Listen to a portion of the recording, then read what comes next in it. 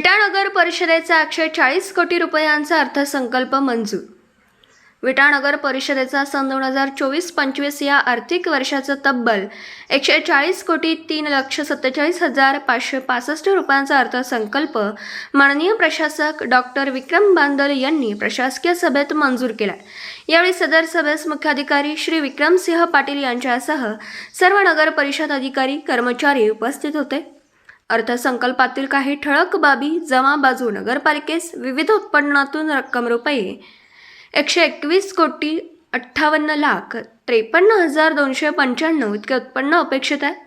त्यामध्ये घरपट्टी करापासून उत्पन्न रुपये 6 कोटी 55,22,250 व पाणीपट्टी करापासून रुपये 4 कोटी 50 लाख, मालमत्ता व फी पासून रुपये 4 कोटी 10,63,500 महसुली अनुदान, 19 कोटी 62,72,065 व भांडवली अनुदान, 53 कोटी 10,90,000 उत्पन्न अपेक्षित धरण्यात आले।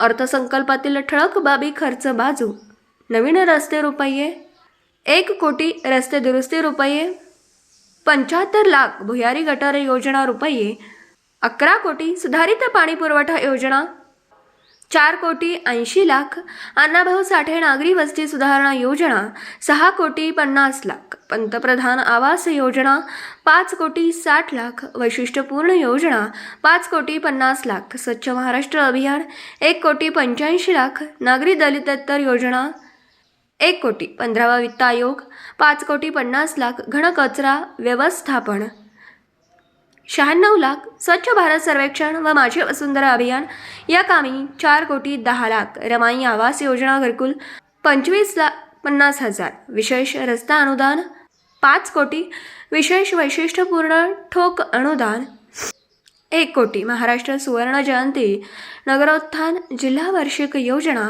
3 कोटी 45 लाख, गटर व शौचालय बांधकाम व दुरुस्ती 1 कोटी 25 लाख, हरित पट्टे विकसित करणे 5 लाख, स्वच्छ महाराष्ट्र अभियान सांडपाणी व मलनिःसरण योजना 3 कोटी 20 लाख, त्याचप्रमाणे महिला व बालकल्याण विकास कार्यक्रम 15 कोटी 50,000, त्याचप्रमाणे महिला व बालकल्याण विकास कार्यक्रम 15,50,000, दिव्यांग कल्याण कार्यक्रम 15,50,000, सामाजिक दुर्बल घटक 15,50,000 याप्रमाणे खर्चासाठी तरतूद करण्यात आली आहे।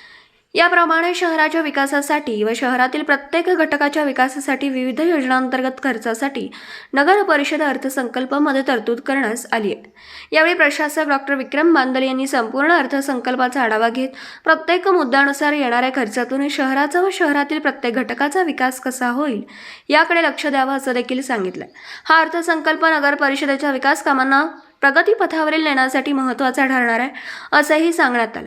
तसेच मुख्याधिकारी श्री विक्रमसिंह पाटील यांनी हा अर्थसंकल्प तयार करण्याकरिता सर्वसमावेशक भूमिका घेत शहराच्या सर्वांगीण विकासावरती भर दिला असं सांगण्यात आलं। हा अर्थसंकल्प विटा शहराच्या विकासाकरता महत्त्वाचा असून कोटींमध्ये अर्थसंकल्प राबविणारी विटा नगर परिषद ही अग्रेसर नगर परिषद असल्याचं देखील त्यांनी सांगितलं। विटा प्रतिनिधी शिराज भैया शिकलगार, विटा।